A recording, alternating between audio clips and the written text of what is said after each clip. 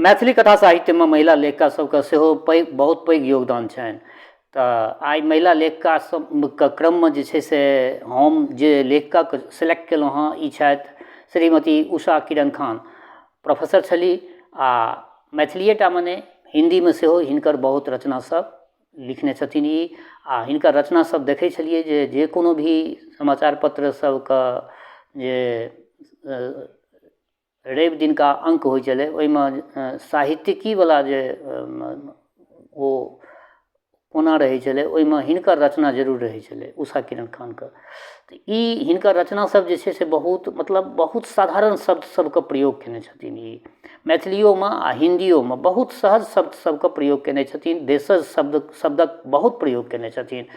आ हिनकर रचना तेँ सुनऽमे जे छै से सब गोटाके एक बेर नहि कईयो बेर सुनबै तऽ पुरान नहि बुझायत। हिनकर रचना सब रचना हिनकर जे छै से संदर्भित छै आ हिनकर रचना सब सुनऽमे जे छै से सब गोटाके नीक लगैए।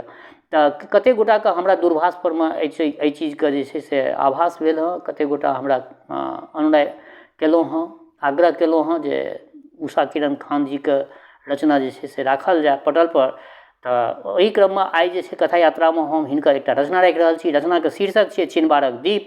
हिनकर रचना संग्रह काँचै बाँस ओहिमे से लेल गेल ई रचना अछि चिनबारक दीप। तऽ बेस लेल जाउ ई रचनाके पश्चात अपन प्रतिक्रिया जरूर बतायब। समस्तीपुरमे गाड़ी बदलि महेश्वरी सरिया कऽ बैसि गेल। आब घर बेसी लग आयल जाइत छै। 4 टीसन आर छै। फेर तऽ टीसनसँ एक कोस जमीन हेतै। 4-5 गोटाके हेत छै। बतियाइत गाम पहुँचिए जेतै। 8 दिनका दिन छै की सब करतै। करऽ की छै सबटा वस्तुजात तऽ किन नहि जाइत अछि। नवका अटैचीके राग तर नीक जकाँ दाबि लेलकै। देखियौ राग शब्दके प्रयोग केने छथिन। नीक जकाँ दाबि लेलकै डिब्बामे सबटा यात्री तऽ भरि दिनका चिन्हले जानल छै। भतीजीके बियाह छै से गाम जाइत छै। ओ अगिले स्टेशन पर उतरि जेतै। ताहिसँ बगलवला बाबू कोनो लड़काके उद्देश्यसँ पटना गेल छलखिन। ओ गेट लग ठाढ़ बाबू भारी गुम्मा छथि। टोकलो पर नहि बजै छथि। कोन टीसन जेतै की करतै एको बेर मुँह पर मुस्कियो नहि एलै। ठोरो नहि पटपटेलै। बाप रे बाप एती काल धरि जँ हम चुप रहि जायब तऽ मुँहे फटि जायत। गेद्दाइ मोने मोन विचारलक। मोन भेलै जे कहे हौ बाबू निमनसँ बैठू ने हवा नहि लगैए। मुदा चुपे रहि गेल। महेश्वरीके घरवला एकटा कुमारि आ एकटा बियाहल बेटी लऽ कऽ गामेमे रहै छै। जवानी समयमे रिक्शा चलबैत रहै आ महेश्वरी दाइके काज करैत रहै। सुखसँ रहै। ससुर मुइले तखन जमीन बाँट बखरा भेलै आ बीघा 1.5 एकरो हिस्सा भेटलै। ससुर जा जीवैत छलै एकटा खुदिया नहि पएर लागऽ देलकै। नवकी बहुके संग सबटा जमीन लऽ कऽ आतरि चातरि भेल रहै।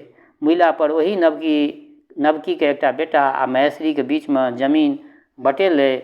जमीनक मोहमे भदै कामैत गाम नहि छोड़ैत छल।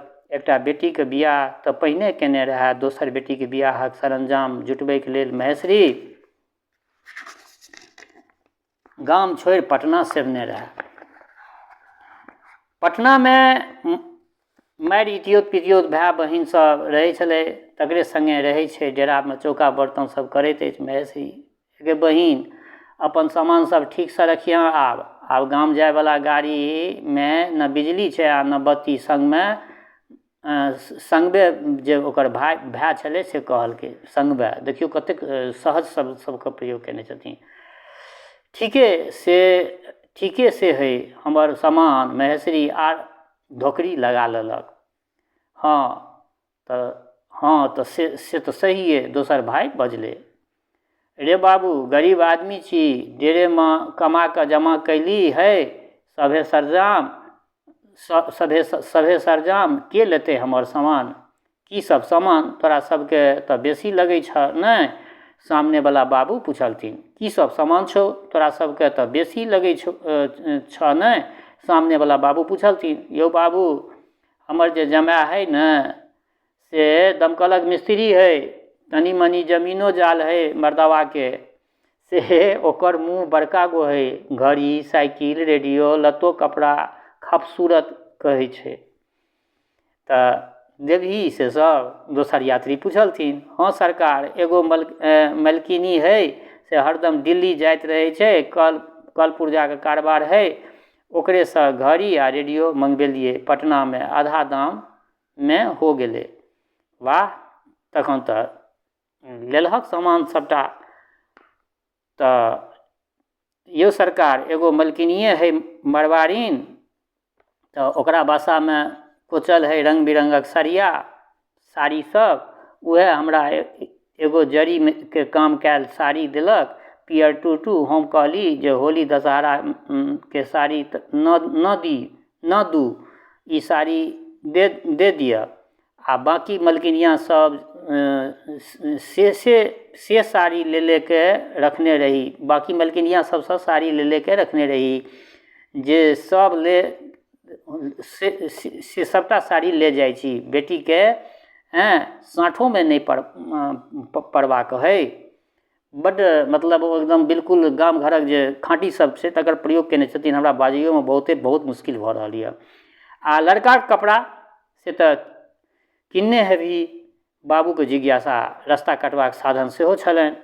लड़काके कपड़ा कीन लेलिए, बेटीके लेल एगो पायल आ बाला चानीके किनलिए, बड़ा महग हो गेलै ये। दरवाजा लग ठाढ़ अरुणक कानमे सबटा पड़ै छै आ कनपट्टी पर धम धम होमय लगै छै। आइ 3 वर्ष पर गाम जा रहल अछि अरुण। बाबू बीमार छथिन आ बहिनक दुरागमन हेतै। बाबू बड़ कलपि कऽ लिखने छलखिन, आबैके लेल सरंजाम ओरियान कऽ लेने छी, खाली घड़ी आ रेडियो तो नेने अबिहक, से बाबू लिखने छलखिन। अपना जेबीके टोगलक अरुण। मात्र 150 टाका छै। एकटा निशास छोड़लक। गाममे BA पास कऽ के बैसल रहए तखन बाबू केहन केहन कटुक्ति सब कहि कऽ मोन बताह केने रहथिन। एतेक लोकके नौकरी भेटै छै, कि नहि? एकटा हमरे लाल छथि अजगूत, गाममे बाप कमनिहार रहए तऽ नौकरीके कोन काज। अरुण सबटा बर्दाश्त कऽ खेत पथार जाइते रहल। एकेटा पुत्र रहथिन, बुझैत जे बाबू स्नेहसँ कहैत छथि। हुनको तऽ लोक प्रश्न कऽ बताह केने रहैत छनि। कनियाँके दुरागमन भेला पर अरुणके कटु वचन अखरऽ लगलनि। बाबू दिनानुदिन बेसी कटु भेल जाइत रहथिन। माय सेहो थारी संग पहिने उपदेश, तकरा पाछाँ उल्हन आ आब गारि परसऽ लागल छलखिन।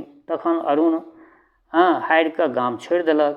3 टा ननदि सभक बीचमे एकटा भाउज अरुणक कनियाँ नैहर चल आयल छलीह आ एम्हर ओम्हर एड़ी घसैत अरुण कोनो खानगी व्यापारीके ओतऽ टाइपिस्ट भऽ गेल छलाह। कनियाँ सेहो संगे रहऽ लागल छलखिन। 6 मास पहिने कनियाँके एकटा बच्चा नष्ट भऽ गेल छलनि। ओ अत्यंत रुग्ण भऽ गेल छलीह। अरुणक सीमित आमदनी ओहिमे स्वाहा भऽ जाइत छलनि। कतेक पाइ हथपैच भऽ गेल छलनि। दुनू प्राणी मिला कऽ कमैली ए बाबू, दुनू प्राणी मिला कऽ कमैली ए बाबू, तखन बेटीके आइ 60 राज करैत छी। की बड़का लोक करत ऐसन 60 राज? महेश्वरी जोर जोरसँ बजै छल आ अरुणक कानमे अपना कनियाँके कोहरनाइके धमकऽ लगलै।